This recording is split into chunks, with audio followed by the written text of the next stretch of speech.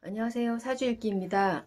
오늘은 배우자와 나와의 관계에 대해서 사주팔자 궁이하고 그리고 십신으로 한번 알아보도록 하겠습니다.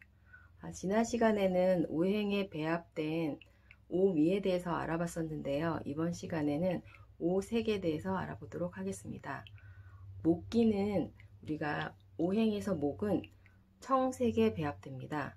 청색이라는 건 우리가 나무잖아요. 나무는 시작을 의미하거든요. 그래서 이 나무의 기운이 부족하신 분들은 뭔가를 시작하려고 하면 시간이 걸립니다. 그리고 잘 시작이 안 되는, 그래서 목이라는 건 뻗어나가는 기운이거든요. 그래서 목 기운이 약하다 그러면 그 기능이 약하기 때문에 뭔가를 시작하는 게 잘 안 된다, 이렇게 얘기할 수 있습니다.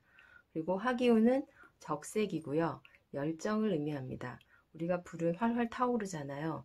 그러니까 열정적이다. 그럴 경우에는 좀 화기가 강하신 분들은 이렇게 얘기할 수 있습니다. 그러면 반대로 화기가 약하다. 그러면 좀 열정을 우리가 열정 좀 드러내 보라고 얘기를 하는 것처럼 화기가 약할 경우에는 이런 열정적인 요소가 약할 수 있습니다. 그리고 토의 경우는 황색이에요. 황색은 우리가 모든 걸 다 받아주는 땅이거든요. 목, 화, 금, 수를 다 받아주는 땅으로 그 땅에서 다른 기운들이 조화를 이루도록 도와주는 그런 기능을 하기 때문에 조화라는 의미가 됩니다. 그리고 금기는요, 백색이에요. 백색은 금을 보통 칼이나 그런 금속에다가 비유를 많이 하거든요. 칼은 좀 차가운 그런 느낌이 있고 냉정하고 이성적이고 그런 느낌이 있거든요. 그래서 금기가 제대로 있으신 분들은 무슨 결정을 할 때 끊고 맺고가 분명하겠죠. 하지만 이 기운이 약하신 분들은 이게 끊는 것도 아니고 맺는 것도 아니고 이거 계속 하는 것도 아니고 약간 그렇게 보일 수 있다는 겁니다. 그리고 수기운은요, 흑색에 비유를 하는데요. 흑색은 우리가 모든 만물을 키우는 거예요. 일단은 만물을 키우는 그런 의미로 엄마 같은 존재다, 이렇게 얘기를 하거든요. 그래서 지혜라는 그런 속성에 배합이 됩니다.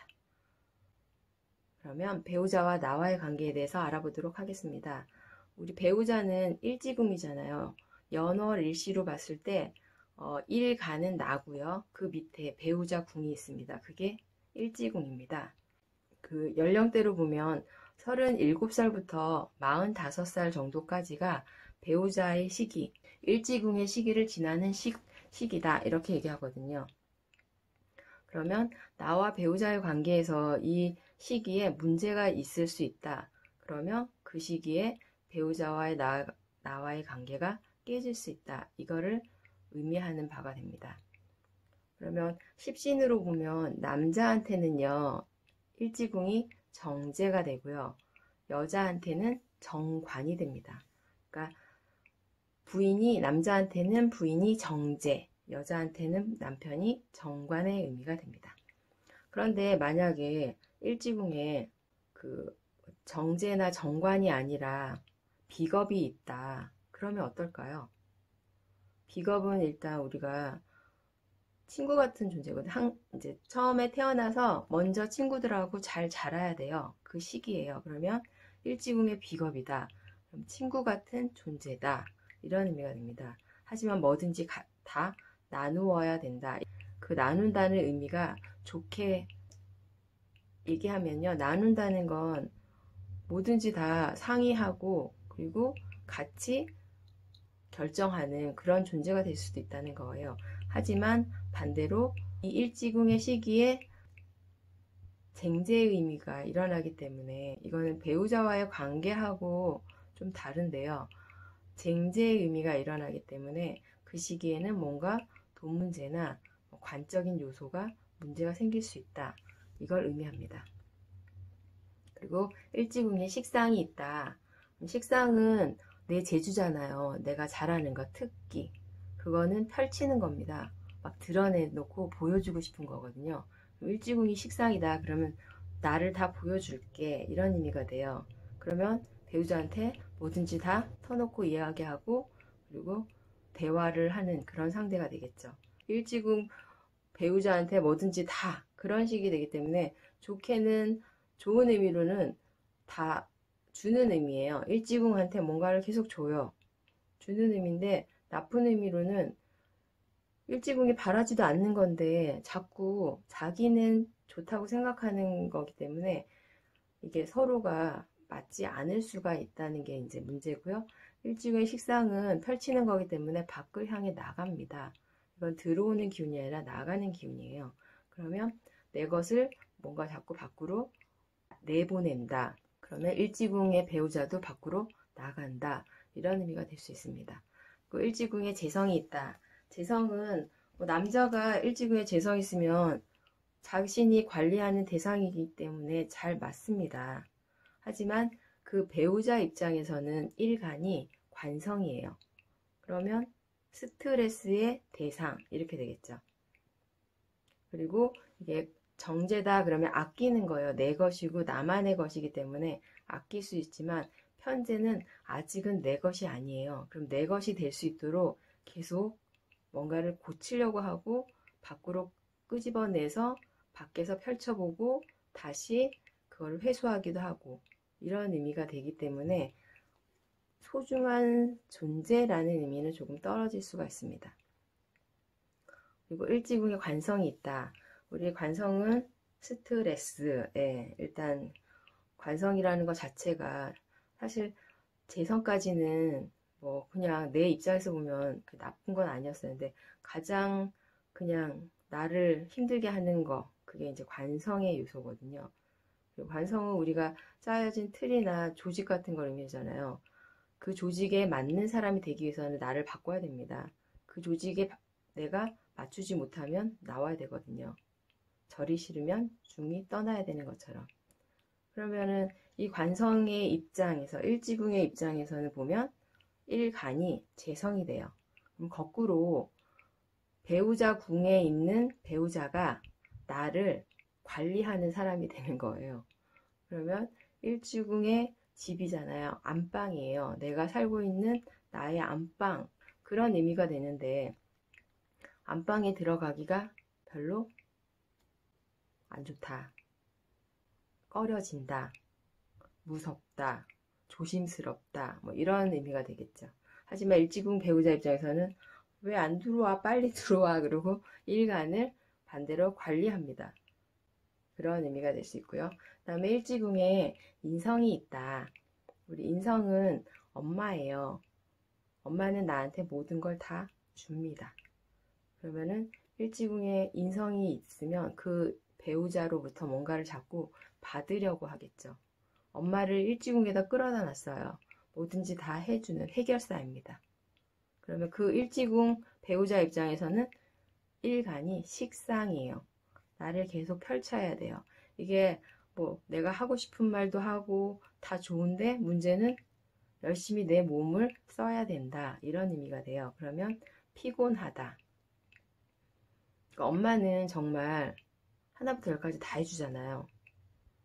그러면은 일지궁이라는 건 내가 쉬는 장소인데 쉬는 장소에서 남편한테 아니면 아내한테 뭔가를 계속 해줘야 되는 게 스트레스가 될 수도 있습니다. 그래서 보통 식상이 많은 사람들은 내 기운을 펼치기 때문에 굉장히 속도가 빨라요. 뭐를 자꾸 펼쳐서 기운을 발산합니다. 그러면 식상이 과다하다 그러면 키울 자식이 많다. 그럼 나도 힘이 든다. 이런 의미가 되겠죠. 그렇기 때문에 식상도 어느 정도 알맞게 있어야지 너무 과다하면 힘들다. 그러니까 이 요소들이 다 그래요. 뭐든지 알맞게 있어야 되는데 한 가지가 너무 과다하다. 그러면 그 반대편 기운이 힘들어지는 기운이 쇠해지는 조화를 이루고 그리고 알맞게 배합이 된 게 좋다. 그건 이제 인간관계에선 그렇습니다. 식상하고요. 그리고 아까 제가 얘기한 목화토금수하고 이게 조금 더 달라요. 그러니까 십신으로 볼 때하고 글자로 볼 때하고 좀 달라지는 의미가 있습니다.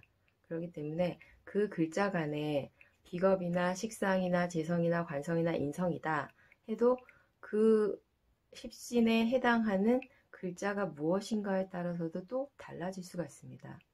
그렇기 때문에 전체적으로 이렇게 다 살피셔야 된다는 그러니까 쉬운 듯 하면서도 좀 어려운 그런 의미가 됩니다. 아까 오행에 대해서 제가 잠깐 오색에 대해서 얘기를 했었는데요. 아까 얘기하다가 말았는데 이 색깔들이 자기가 부족한 오행이 있을 경우에는 그 색깔이 들어가 있는 옷을 입는다거나 아니면 액세서리요. 가방이나 지갑이나 그런 액세서리를 이런 색깔, 부족한 색깔로 채워주면은 이게 어느 정도 커버가 된다. 그런 의미가 있습니다. 그러면 배우자와 나와의 관계 이걸 가지고 이제 사주 예문을 가지고 한번 공부를 해보도록 하겠습니다. 지금 사주가 두 개 있는데요. 둘 다 일지궁에 편재 십신을 가진 글자가 있습니다. 왼쪽 편은 을축 일주고요. 오른쪽 편은 정유 일주입니다. 을목은 축토가 편재고요. 정화도 유금이 편재입니다. 그렇다는 건 일지궁이 내가 관리해야 할 대상이다. 이런 의미도 있고 그리고 돈이라는 의미도 있습니다. 그렇다면 이 일지궁으로 뭔가를 끌어들이는 그런 요소인가 응집하는 요소인가 그걸 봐야 되겠죠. 그러면 일지궁의 왼쪽 같은 경우는 축토입니다. 축토는 사유축 삼합을 마감했습니다. 그리고 그 축토 안에는 개신기라는 천간의 글자가 들어있습니다. 그러면 개수는 을목 입장에서는 인성이에요. 그리고 신금은 관성입니다. 그리고 기토는 편재입니다. 그러면 이 모든 게 다 같이 작용을 하는 거거든요. 때로는 인성이었다가 때로는 관성이었다가 때로는 편재인, 굉장히 많은 역할을 하는 부인, 그런 의미가 되거든요.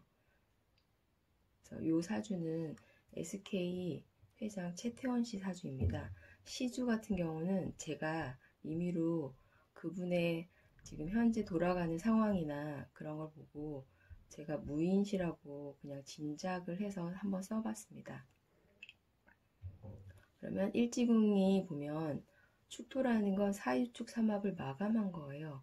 그럼 이 일지궁의 시기는 경금이라는 연간에 있는 경금이 이 축토에 담긴다. 이런 의미가 있습니다. 그렇기 때문에 일지궁이 들어오는 시기, 부인과 결혼을 하는 시기에는 나라와 관련된 뭔가를 내가 받아올 수 있다. 이런 의미가 있습니다. 그렇기 때문에 국영사업을 그때 SK가 받았었죠. 결혼을 하면서 노태우 정권 때. 그런 의미가 있는 거고요. 이 축 중에 있는 신금은 우리가 완벽해진 금은 다시 수기에 풀어서 목으로 드러내려고 하는 성질이 있습니다. 수기가 없다 그러면 그냥 그 자리에 있겠지만 수기가 있다 그러면 다시 수기를 향해서 나가게 됩니다. 그렇기 때문에 연월에 수기가 있어요. 그러면 일지궁에 있는 나의 편재, 돈, 그 돈을 계속 투자한다 이런 의미가 됩니다. 대기업을 운영하고 있기 때문에 투자가 없는 건 없을 수 없거든요. 항상 투자는 계속하고 그걸 다시 받아오는 그런 구조로 되어 있습니다. 그리고 축토 같은 경우는 계절로는 겨울을 의미하는 글자입니다. 그럼 이 을목 입장에서는 내가 활동하는 그런 영역은 아니라는 거죠. 그럼 일지궁이 편하다, 편하지 않다? 예, 편하지 않습니다. 돈이 있음에도 불구하고 편하지 않은 그런 그 궁이가 되는 거고요. 시에 제가 무토를 써놓은 이유는 을목은 무토를 좋아합니다. 내가 꾸며줄 수 있는 땅, 내가 마음껏 나를 펼칠 수 있는 땅이기 때문이거든요. 그래서 제가 이렇게 해봤고요. 그 옆에 사진을 보면 정유일주입니다. 제가 금은 딱딱해진 열매, 그래서 수기가 있으면 다시 풀린다 이렇게 얘기했잖아요. 그리고 유금 자체는 완벽해진 열매이기 때문에 일지궁 부인은 그래도 나름 완벽하신 분이다. 그런 의미가 있고 잘났다 이런 의미가 있습니다. 그런데 지금 이분 사주는 수기가 굉장히 많아요. 임수, 계수, 그리고 축 중에도 계수가 있고요.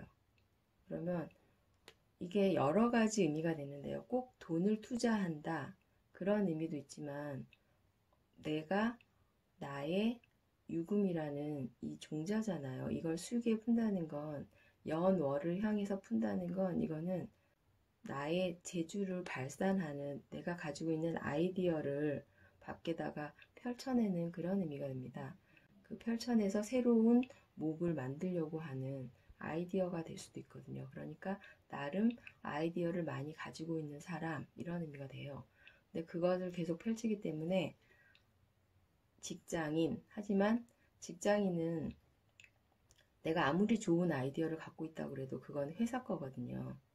그러면 이분이 느끼기에 내가 손해다 이런 생각이 들 수도 있겠죠. 그러니까 이 일지금, 유금을 가지고 너무 하는 일이 많아요. 그러면 이 아내 입장에서는 아내가 굉장히 하는 일이 많다 이런 의미가 되거든요.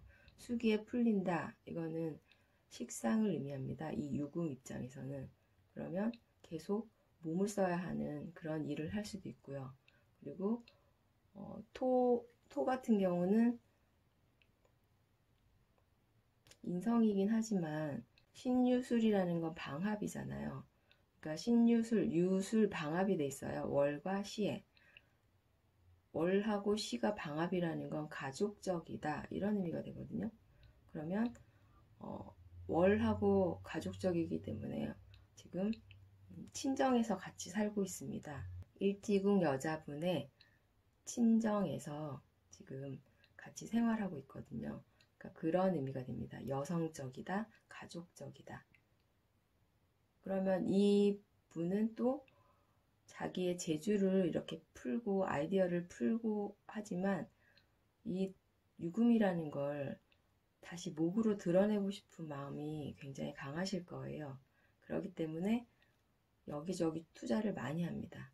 금의 물상에는 증권, 보험, 그리고 은행 이런 의미가 있거든요. 그래서 이분은 증권 쪽으로 자꾸 투자를 해서 수익이 지금 아직 수익을 못 보시고요. 좀 손해를 많이 보신 분입니다. 그래서 시주가 경술 시주이기 때문에 경술이라는 시에 또 할 일이 또 있어요. 그러니까 이 남자분 같은 경우도 정화일주 입장에서도 할 일이 굉장히 많은 사람, 그리고 가만히 있지 못하는 사람, 그리고 연월엔 수기가 많기 때문에 그 관성이 많습니다. 관성이라는 건 또 스트레스도 많다. 나를 계속 희생 봉사해야 하는 그런 의미가 강한 사주가 됩니다. 그래서 일단은 오늘은 이렇게 일지궁에 편지가 있는 사주를 가지고 한번 알아봤고요.